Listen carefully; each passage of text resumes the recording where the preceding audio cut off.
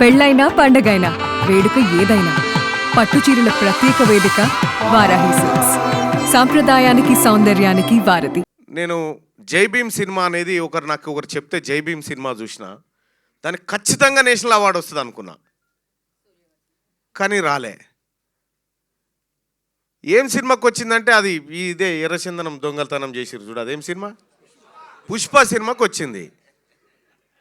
అంటే మరి ఏ అంశాలను పరిశీలించిస్తారో నాకు తెలియదు, కానీ అది చూసిన తర్వాత ఇక ఇంకొక సినిమా చూడొద్దు అనుకున్నాను నేను. ఇక ఈ వ్యవహారం అంతా చూసిన తర్వాత 13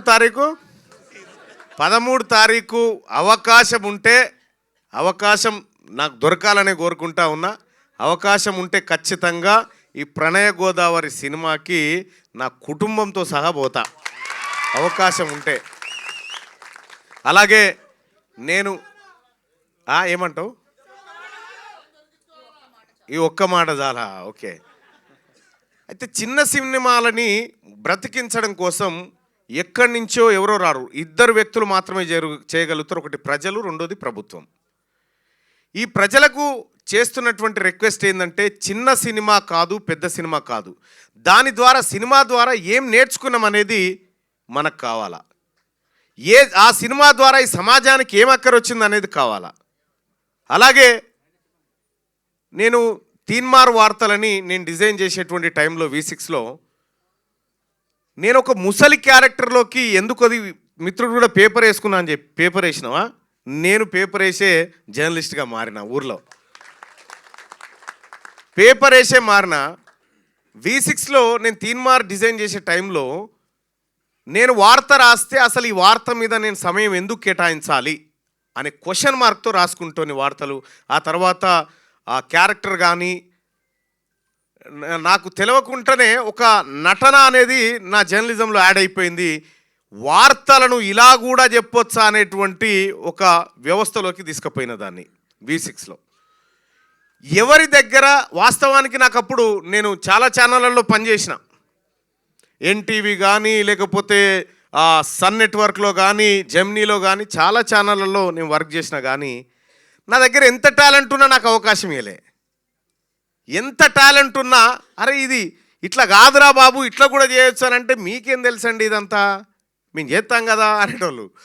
సరే, తర్వాత V6లోకి వచ్చిన తర్వాత అంకం రవి గారు ఒక ఛాయిస్ ఇచ్చిండు, నువ్వేం చేయాలనుకుంటున్నావో చెయ్యి అంటే, తెలంగాణ మొత్తం ఉమ్మడి ఆంధ్రప్రదేశ్ అంతా 9:30కు టీవీల ముంగట అంతరంగాల సీరియల్ ముంగట కూర్చుండబెట్టిన జనాన్ని తీన్మార్ వార్తల రూపంలో. అందుకే ఇక్కడ వీళ్ళలో ఎవరిలో ఏ టాలెంట్ ఉందో చెప్పలేం, ఎవరిలో ఏ టాలెంట్ ఉందో చెప్పలేం. కాబట్టి వాళ్ళ టాలెంట్ బయటికి రావాలంటే అవకాశాలు రావాలి. అవకాశాలు ఎప్పుడు వస్తాయంటే ప్రజలమైన మన నుంచి రావాలి, వాళ్ళకి ప్రోత్సాహం. రెండోది ప్రభుత్వం నుంచి కూడా రావాలి. నేను రాష్ట్ర ప్రభుత్వానికి కూడా నాదైనా అవకాశం వచ్చినప్పుడు ఖచ్చితంగా ముఖ్యమంత్రి గారితో మాట్లాడి, ఈ లో బడ్జెట్ సినిమాలు ఏవైతే ఉన్నాయో, ఈ చిన్న చిన్న కళాకారులను ఎవరైతే అనుకుంటున్నారో, చిన్న కళాకారులు కాదు, నవమాసాలు మోసి ఇక్కడి వరకు ఈ సినిమాని తీసుకురావడం అంటే ఇది చిన్నోళ్ళు చేసే కార్యక్రమం కాదు, ఇది ఎంతో ఓర్పు నేర్పుంటేనే చేసేటువంటి కార్యక్రమం. ఇక్కడ ప్రొడ్యూసర్గా అప్పులు చేయడం, ప్రొడ్యూసర్గా ఆయన ఆవేదన అంతా మనం ఇప్పుడు చెప్పుకున్నాం. కానీ ఒక ప్రొడ్యూసర్కి సంబంధించినటువంటిది కాదు సినిమా, ప్రొడ్యూసర్ కాదు, ఈ సమాజం మీద చూపించేటువంటి ఇంపాక్ట్ కూడా ఎవరైతే దానికి గురవుతారో వాళ్ళ మీద కూడా ఈ ప్రభావం ఉంటుంది. కొన్ని చాలా గొప్ప సినిమాలు, మంచి కంటెంటు, చాలా మెసేజ్ ఇచ్చేటువంటి సినిమాలు ఎన్నో థియేటర్లలో ఆడకుండా వెళ్ళిపోయినటువంటి సినిమాలు ఉన్నాయి. దొంగతనాలు చేసేటువంటి సినిమాలు ఎన్నో వందల రోజులు ఆడినటువంటి రోజులు ఉన్నాయి. అల్టిమేట్గా ఆ సినిమా అయినా, ఈ సినిమా అయినా, ఏ సినిమా అయినా కూడా ఇది కొందరి జీవితాలకు లైఫ్ అండ్ డెత్ క్వశ్చన్గా ఉంటుంది.